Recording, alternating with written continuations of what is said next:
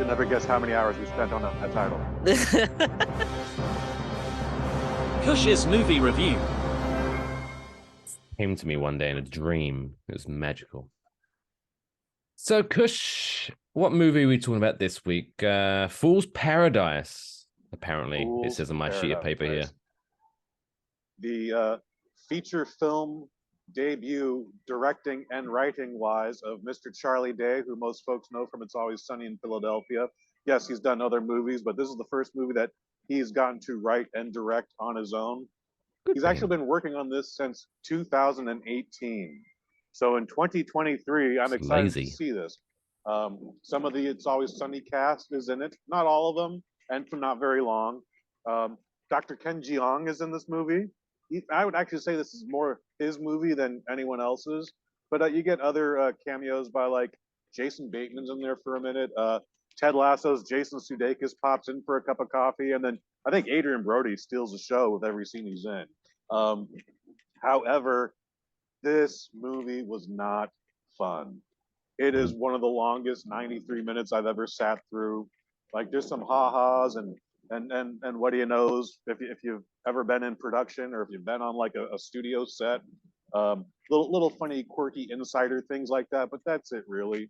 Like I said, if you've seen a movie with Charlie Day in it, if you've seen It's Always Sunny in Philadelphia, a lot of his gimmick is talking like this really loud and being obnoxious and just screaming, and he does none of that in this. He goes the actual opposite direction where he doesn't say shit. Doesn't say shit the entire time. He's just doing.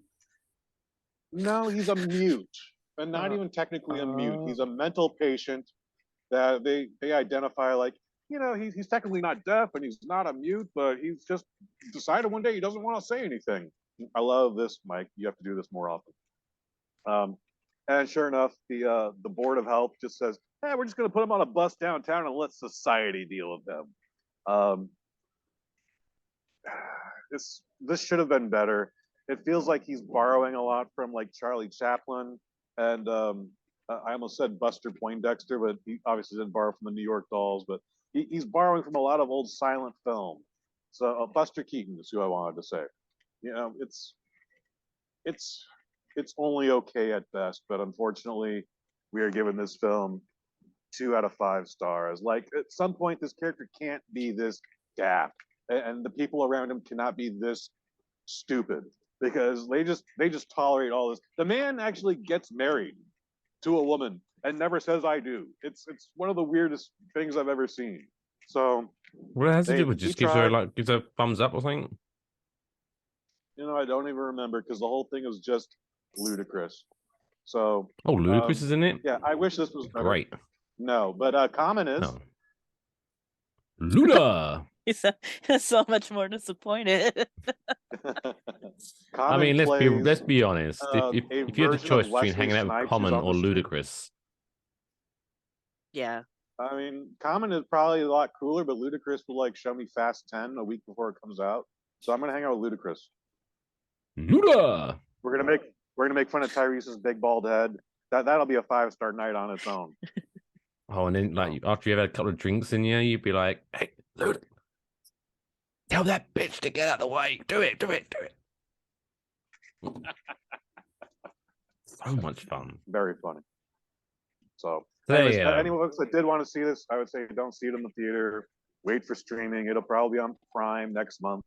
But I hope he gets another chance. I would like to see what he could do with a real budget, with a real script, with just a real timeline. Because again, he started this in 2018, and they just kind of chipped away at it over the years. You know, just like, okay, now I guess I'm going to film on the weekend. Anyway, that's my Charlie Day impression. One. Pretty good. Well, there you go, boys and girls. Fool's Paradise, 2 out of 5. Don't see it. Needs more Ludacris. That's all, folks.